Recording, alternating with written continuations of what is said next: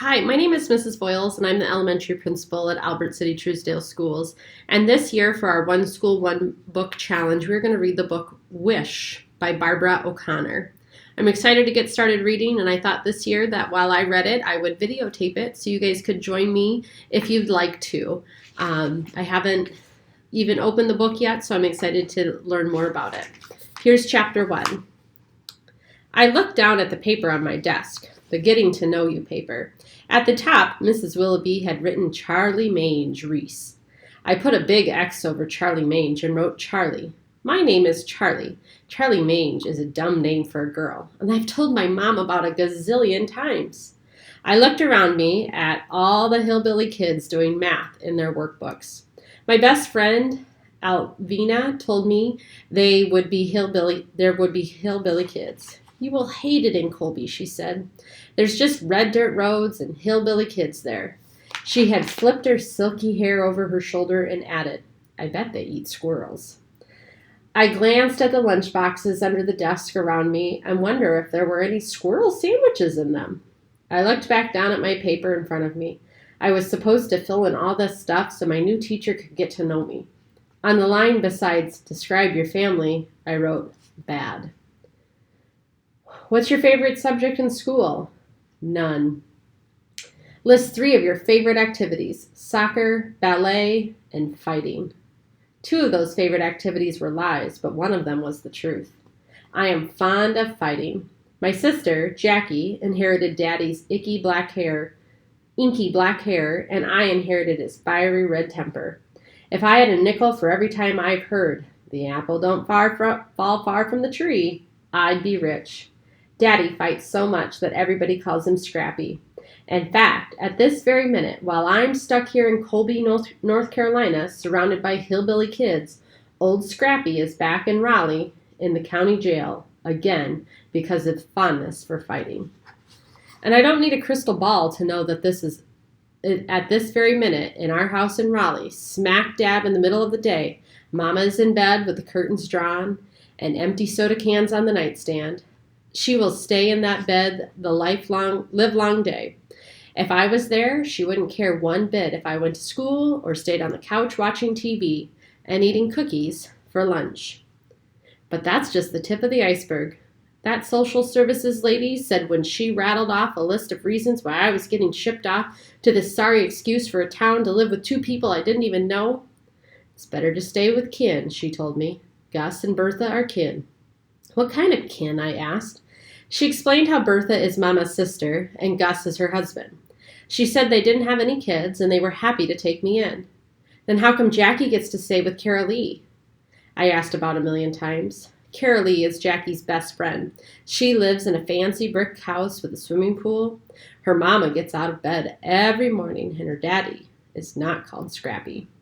So that lady told me again how Jackie was practically a grown-up and would be graduating from high school in a couple of months. When I pointed out that I was in 5th grade and not exactly a baby, she sighed and smiled a fake smile and said, Charlie, you have to live with Gus and Bertha for a while. I never laid eyes on those people, and now I was supposed to live with them? When I asked how long I had to be there, she said until things settled down and Mama got her feet on the ground. Well, how hard is it to put your dang feet on the ground?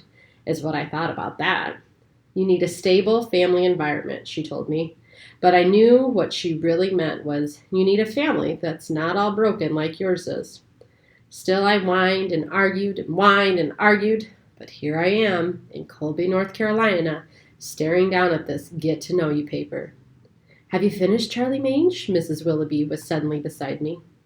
My name is Charlie, I said, and a greasy-haired boy in the front of the class let out a sputtering laugh. I sent one of my famous glares his way till he hushed up and turned red. I handed Mrs. Willoughby that paper and watched her eyes dart back and forth as she read it. Her neck got splotchy red and the corners of her mouth twitched. She didn't even look at me before she marched back up to the front of the room and dropped that paper on her desk like it was a hot potato. I slumped down in my seat and wiped my sweaty palms on my shorts.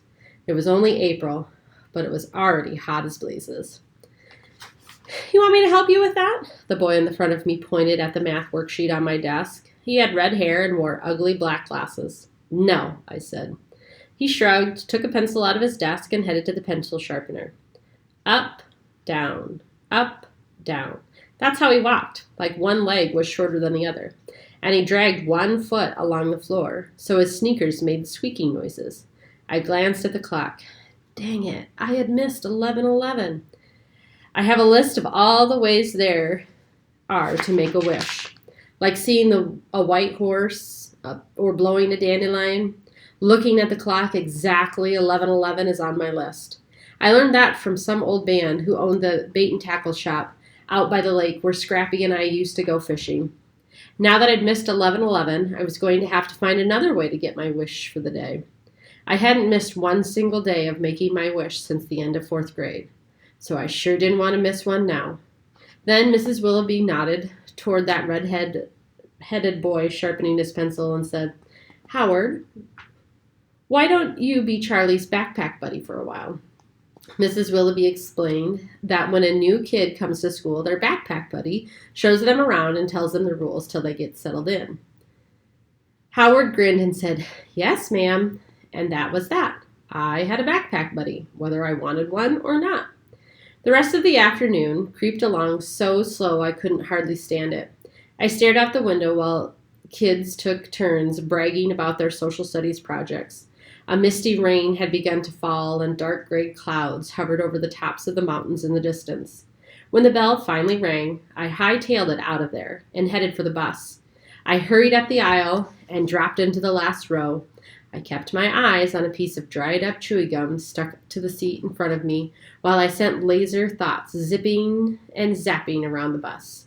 Do not sit next to me. Do not sit next to me. Do not sit next to me. If I had to be stuck on a bus full of kids I didn't even know, I wanted to at least sit by myself. My laser thoughts seemed to be working, so I took my eyes off the gum and glanced out the window. That red-headed boy with the up-down walk was hurrying toward the bus, his backpack bouncing against him with every step. When he got on the bus, I quickly looked back at the gum and sent my laser thoughts out again. But that boy didn't waste a minute shuffling up the aisle and plopping himself right down next to me. Then he thrust his hand out at me and said, "Hey, I'm Howard Odman." He pushed at his ugly black glasses and added, "Your backpack buddy." Now, what kind of kid shakes hands like that? No kid I ever knew. He kept his hand there and stared me down till I couldn't help myself. I shook hands with him. "Charlie Reese," I said. "Where are you from?" "Raleigh." "Why you here?" He sure was nosy, but I figure if I laid out the cold hard truth, that would shut him up, and maybe he wouldn't want to be my backpack buddy anymore. "My daddy's in jail and my mama won't get out of bed," I said. Well, that boy didn't even blink an eye. "What's he in jail for?" "Fighting." "Why?" "What do you mean?" He wiped at his fogged up glasses with the bottom of his t-shirt. His face was flushed pink in the damp heat of the bus. "Why was he fighting?" he said. I shrugged. There was no telling what Scrappy was fighting. Besides, there were probably a bunch of other reasons he was in jail, but nobody ever tells me anything. "Gus and Bertha told my mama you were coming. They go to my church, and I gave them a cat one time," Howard said. "A scrawny gray cat that was living up under my porch." Then he went on and on about how Gus taught him how to make a slingshot, and how sometimes Bertha sells bread and butter pickles by the side of the road in the summer. How his mama drove her car right into the ditch besides Gus and Bertha's driveway one time, and Gus pulled it out with a tractor. And then they all ate barbecue sandwiches in the front yard. "You'll like living with them," he said. "I'm not living with them," I told him. "I'm going back to Raleigh." "Oh," he looked down at his freckly hands in his lap. "When?" "When my mama gets her feet on the ground." "How long does that take?" I shrugged. "Not long." But the knot in my stomach told me that was a lie. The worry clenching at my heart told me my mama might never get her feet on the ground. As the bus pulled out of the parking lot and headed toward town, Howard rattled off a list of school bus rules. No saving seats, no gum, no riding on the back of the seats, no cussing, a whole mess of rules that I was pretty sure nobody paid any mind to, except maybe Howard.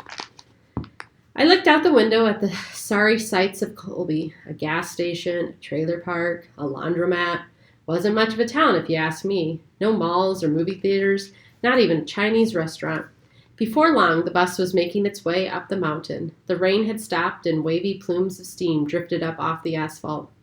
The narrow road curved back and forth and round and round. Every now and then the bus stopped to let some kid off at a pitiful-looking house with red dirt yard. We were almost to Gus and Bertha's when the bus stopped, and Howard said, "See ya." Another, younger-looking redhead boy got off with him. I watched them make their way across the weed-filled yard to their house. Bikes and skateboards and footballs and sneakers were scattered from the front door to the road. A garden hose snaked from a dripping faucet to a hole in the yard.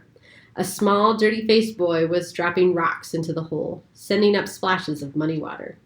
Howard waved as the bus pulled away, but I turned my eyes back to that dried-up gum. When we finally got to Gus and Bertha's long gravel driveway, I got off and watched the bus drive away, making the rain-soaked Queen Anne's lace bob at the edge of the road. I was starting up the driveway when I noticed something shiny in the dirt at the edge of the road. A penny! I darted over and picked it up. Then I hurled it as far as I could and made my wish quick before the penny hit the road and bounced into the woods. There, I'd gotten my wish for the day. Maybe this time it would finally come true.